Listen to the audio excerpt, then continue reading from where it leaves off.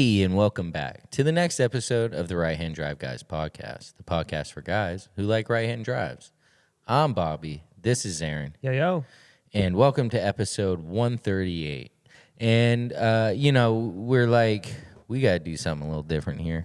Yeah. I love the guests. We love the guests, right? Like, we get to learn so much, but we invite on such awesome guests that we literally don't get to talk. Like we do, but You know what I mean? Like, especially when it's remote, and that's something that we're for sure working on is when it's remote, like being able to interject and actually like kind of be a part of the conversation. Because of the delay, the remote stuff is hard, but being up here in Maine, everything's remote because we're in Maine and we're remote, so therefore everyone else is. And so for the moment, we do what we can. And we're like, hey, episode 138, let's just do one in the studio. Let's just do one, me and you, buddy. Yeah. Just me and you, buddy. And who else? And you guys. And it's you guys. It's all of us.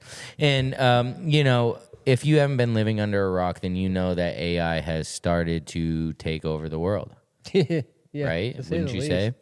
And, I've definitely played with it a bit. My kids are in classes about it, so I hear about it, and so so Aaron was like, dude, we should do an episode where we talk to ChatGPT about cars. And I was like, that is so stupid.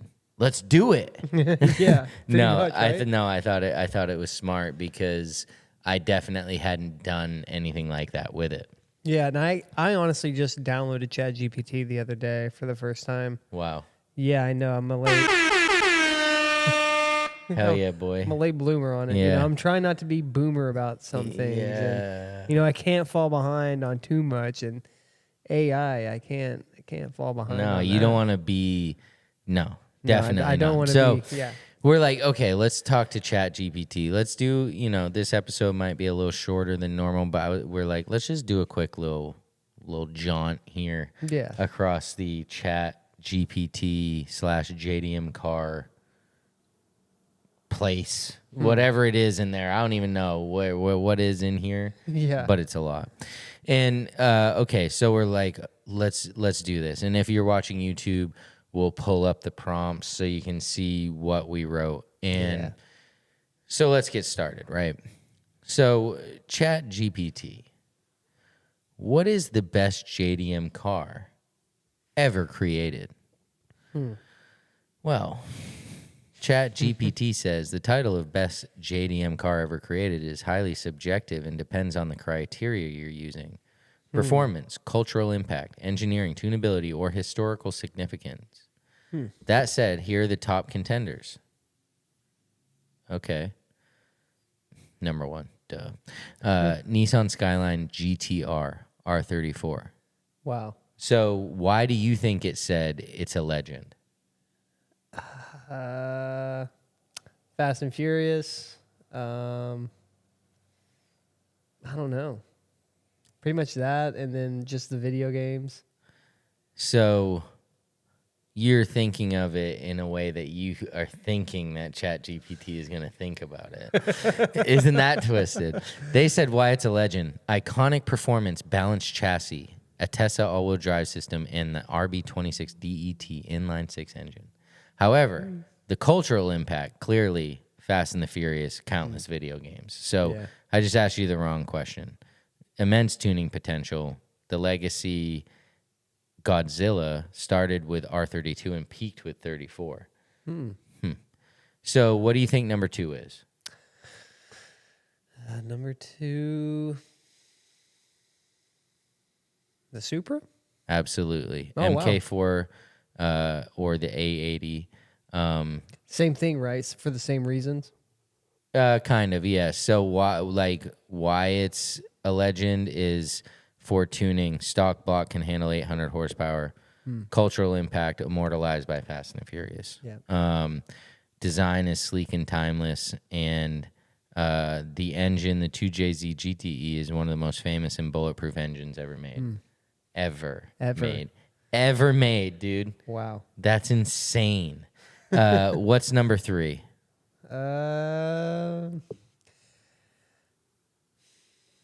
It's either the NSX or the RX-7. RX-7 FD3S There with it the is. twin-turbo rotary 13B REW. Wankle? It's a wankle, my friends. They say the driving dynamics are light, agile, and true sports car field. The design is arguably one of the most beautiful JDM cars, but the drawback is the rotary engine sucks. Is that it? Literally says It says sucks? requires high maintenance, so it sucks. No, Let's say, wow, dude. okay, come on, let's keep it going. What's number 4? The NSX. Yes, absolutely. Mid-mounted V6 VTEC.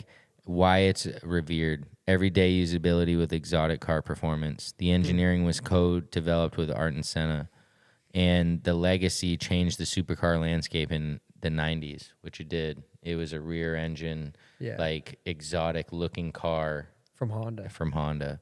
All right, so number 5 and 6. Let's go. What's number 5? Ooh. Come on. Number 5.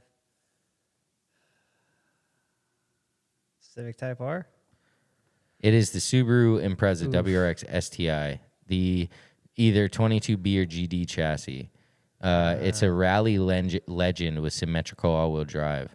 The engine is the turbocharged flat 4 EJ series, and the 22B variant was extremely rare and collectible with only 400 made.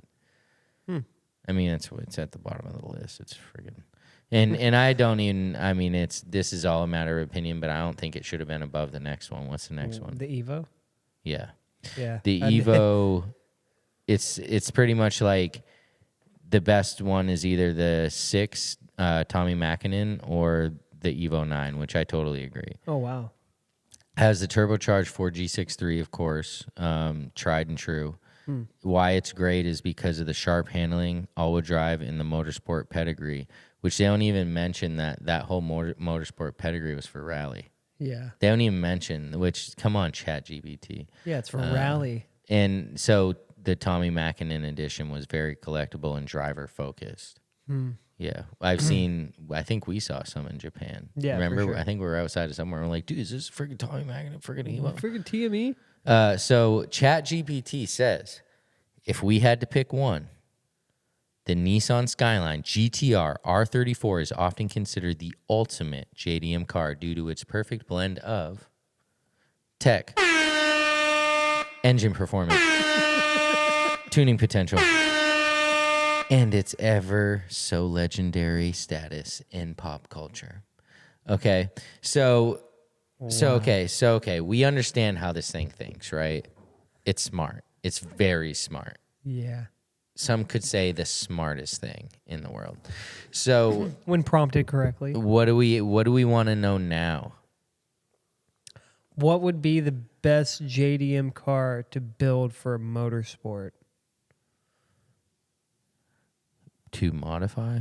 Yeah, or Build? build. Yeah. Is or- that how it's going to don't know. understand me? Yeah, I mean, it's smart, right? It can understand what Yeah, I build mean, means. it knows that a GTR is the best car in the world, obviously. So I said, tell me the best the best JDM car to build for motorsport. ChatGPT says, wow, crazy. Did it shock you? If you're looking for the best JDM car to build for motorsport, the ideal choice depends on the specific discipline. Drifting, time attack, rally, see, it is smart.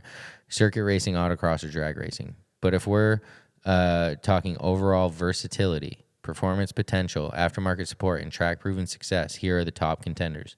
What is number 1? I have no idea where it's going to go.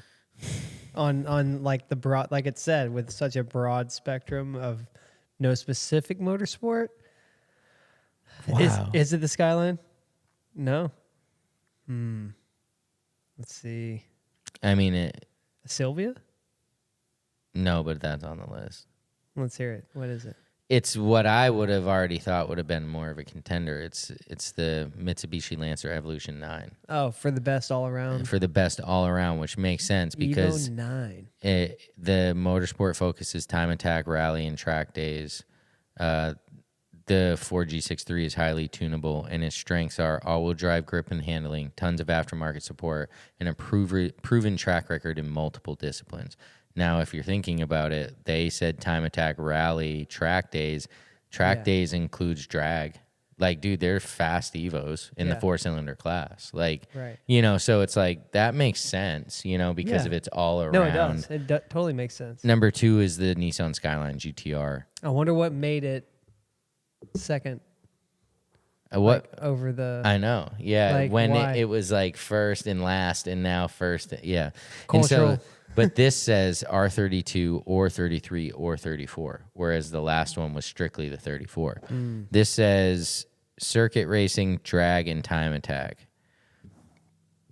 They say it's because the engine, the RB26, is legendary, coupled with the Atessa, as we know. It's super tunable. 800 horsepower builds are common, and it dominated Group A touring car racing, which we all know. Like, it was a beast. Does it have a number 3? Number 3, RX-7, time attack drift circuit. Yeah. Number 4, Honda Civic Type R, autocross touring car club racing. And Civics dominate in grassroots motorsport. Number 5, Nissan Silvia, 13, 14, or 15, drifting and time attack, SR20, and then it's interesting. Or engine swapped, RB/2JZ/LS. Yo, Chat GPT, chill. Like, what the hell? And its strengths are the rear-wheel drive, perfect for drifting, tons of tuning potential, and lightweight and simple chassis. Huh. So, I mean, could you ask it specifically for drifting? Yes, I can. Because we all know what it should be, right? It should be the S chassis. Like it just said, it's the best all around for drifting.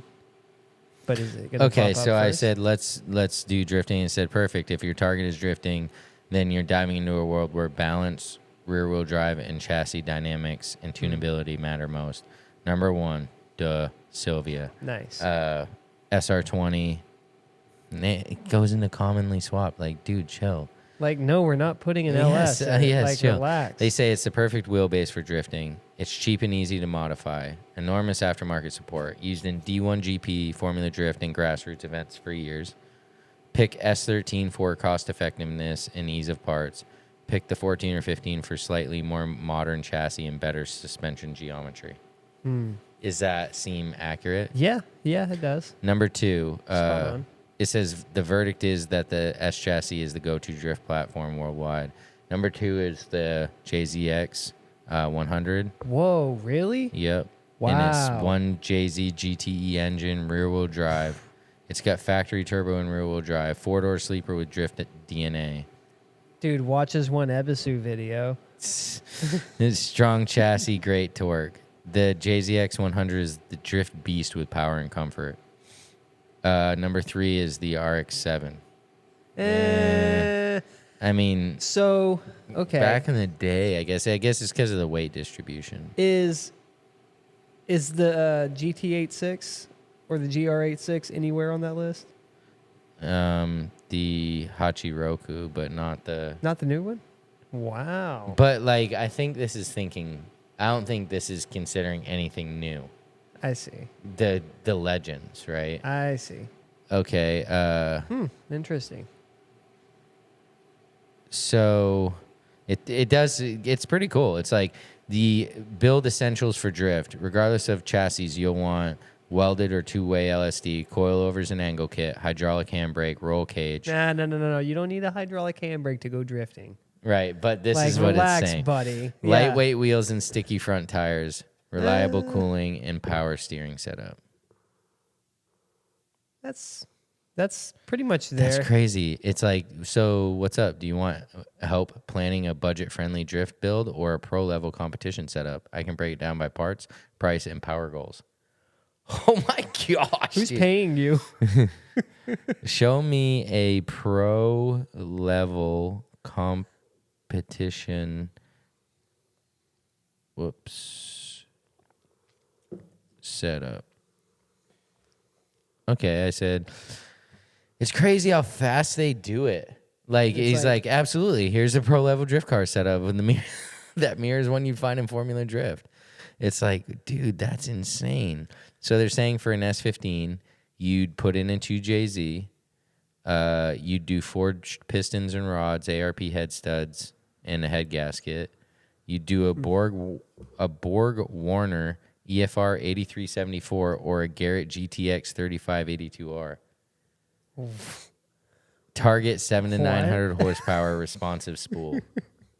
I mean, this is pro level. They're not wrong, I guess. Yeah, no. They're Fuel system, 1000cc injectors, dual pumps, flex fuel, ECU, Link, Haltech, or Motec. Dude, it's pretty smart, actually. Cooling, large aluminum radiator with electric fans, oil cooler, power steering cooler, big front mount. Transmission, sequential gearbox like a Hollinger or a Samsonus. Yeah. Or a T56 Magnum. Clutch, triple plate, differential, two-way. Suspension, Wise Fab front lock kit, coilovers, arms, subframe, solid bushings, reinforced chromoly subframe. Wheels, 18 by 9.5 to 18 by 10.5 front and rear. Yeah, I mean, it keeps going. It's like crazy. Estimated cost, not including the car, $80,000 for a pro level drift car plus the car. Ain't no $80,000. Ain't no fucking way. That's too cheap. That is way too cheap. Yeah, you're probably Ain't right. no way, dude. You'll have that. Yeah, because they have the engine and build at 20,000 Yeah, no. and dude, sequential at 8,000. Like, yeah, you guys are a little off. So, I don't know. what JDM car can I make the most horsepower with? I don't know. What is it? Duh. Got it. So if your goal is maximum horsepower from a JDM platform, you're entering the world of big turbos, forged internals, drag setups, and 4-digit dyno numbers. Here's a breakdown of the best JDM engines and cars for making insane horsepower, often well beyond 1,000. What do you think? 2JZ. That's number one. Whatever. Is the A80 Supra. Proven power ceiling is over 2,000 horsepower. Why it dominates. 2JZ is the king of horsepower, iron block, insanely strong internals, even stock, legendary aftermarket. 2,000 horsepowers are common in drag racing and half-mile events. Best engine for raw horsepower without exotic complexity. But what's number two? Now that's like... Number 2. Yeah.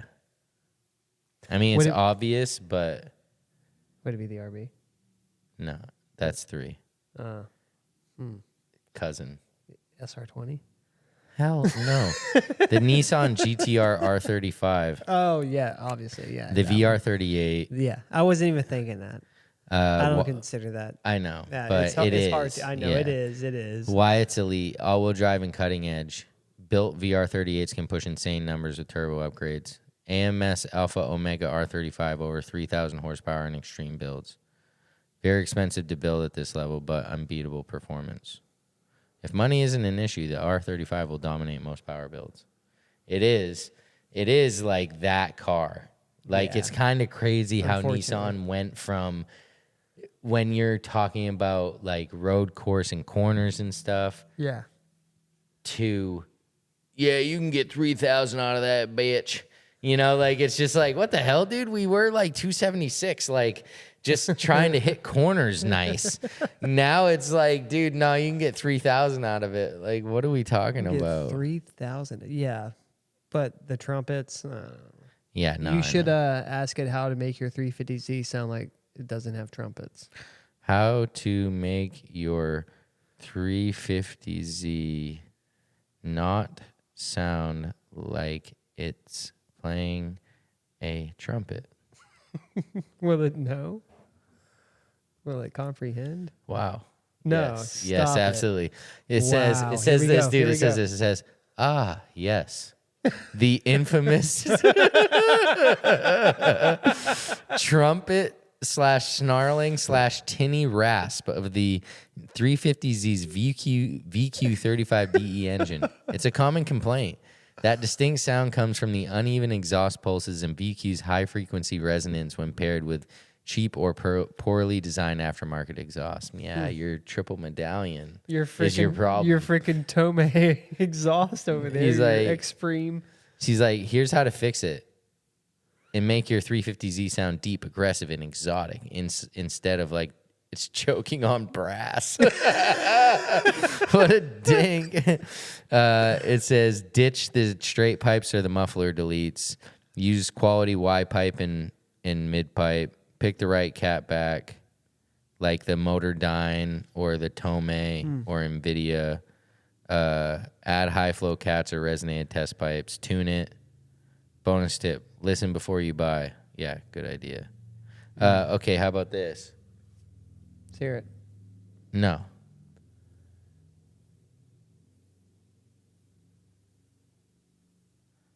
Is 𝐇𝐒𝐄𝐄 Japan or 𝐇𝐒𝐄 USA better? Oh, wow, dude. What? Yes. Why are you doing that? Oh, wow. No. Dude, this is psycho. Stop. This is purely psychotic, dude. Like, What just happened? it chose 𝐇𝐒𝐄 Japan and explains why.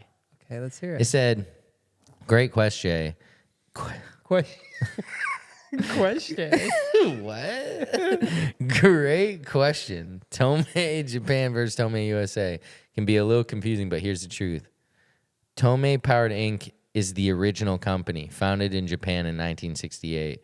It's known for high-end race-bred parts like titanium catback exhaust, forged internals, turbo kits, and manifolds. Everything is engineered and produced in Japan with extremely high quality and strict quality control. Focus Motorsports, series performance, and lightweight racing components. So, I think this is old news. Like, so what this is trying to say is that 𝐇𝐒 Powered USA is the official North American distributor, not a separate manufacturer. They import and sell 𝐇𝐒 Japan products. They also provide customer service, dealer support, and regional marketing for the U.S. market. So that's how it was prior. Right. I didn't find that one blog post. Yeah. Weird. It says always buy from authorized dealers like Z1 Motorsports, JHP, and FRS Sport. Yeah, I don't know about that one. All right, one more. What are we going to ask it? What are we going to ask it? Should we ask it to generate an image? Of? Let's see.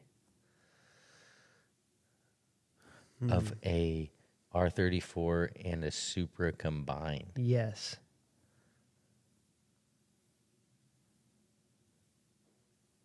Dude, yeah. I mean, some of these like AI generated images, like they're getting good. They're getting started. This one might take just a second because it says lots of people are creating images right now. Yeah. But dude, the AI image, like, it's getting hard for me to tell sometimes, and I'm like, you gotta look. Like, you really gotta look, dude. Like, they're figuring it out. Like, a lot of them, yeah, you're like, oh, well, why do they have 6 fingers? Or like, why are the background all? Why does it say Skywine? You know, like the letters are like or so. Scary. Yeah, like are Arabic almost looking. It's really weird. Yeah, it doesn't. I don't know. Like the letters, it doesn't do same them with right, like the emblems, which is probably for a reason, but like they look like skewed. They're like swirly. Like yeah, looks like they're almost being like pixelated or something. And it's weird. Like AI knows this. Right. You know, like, it's like, oh, shit, we can't put that there. And it's like, dude, you can upload a picture and be like, draw this picture or, you know, whatever, illustrate this picture exactly. And it won't. It'll, like, miss details. It'll miss, like, writing. It'll just do random really weird things. Like, dude, having it illustrate, like, an engine or something, it's just like, where did these, like, wacky parts come from that, like, it puts on the side of it? It's like, what the hell's going on here? It is weird. Like, but you got like, you know, just for the audience, you definitely got to pay attention because, yeah, it's like you can get tricked. You can get like, you know, kind of fooled, and you or believe things or think something happened, but it's literally just AI. Yeah, I've seen some crazy pictures and videos of like just stupid things like shipwrecks or like helicopter crashes. Yeah, I like, know. It's just like, wait a minute, what? And like, you can always tell because like the smoke or What? you know. Hold on, sorry. Did it pull it up? It literally just made a 34. That's literally just a 34, right? Yeah. It's definitely not a super Be combined. like, can you like add more Supra to it? Can you make it look more like a Supra? A80 Supra? Yeah, I was picturing like Supra front on an R34. Or something, you know, like not literally like an R34. Speaking of front swaps, Left-hand drive R34 at that. nice device spec. What the heck, dude? Yeah, I mean, you like, so these dudes that are really good with this know how to work it. The AI? Like they know how to work it. Like Right. they know how to tell this thing to do it, or they're using a different program, but Right. you know what I'm saying. They understand the edits and the commands, so then therefore they're getting what they want way sooner. Yeah. Whereas maybe me or you that's trying to do it like this gets discouraged and like, You all forget right, that detail and then have to. say it. Yeah, like when I did a Studio Ghibli edit of one of your photos with your dogs. Yeah. And yeah, I had to tell it like 6 times, like, no, dude, 18-inch wheels or whatever, you know, like, Right. and it's like, it would make like the tire bigger, you know, and it's just like, you have to understand how to talk to it for sure.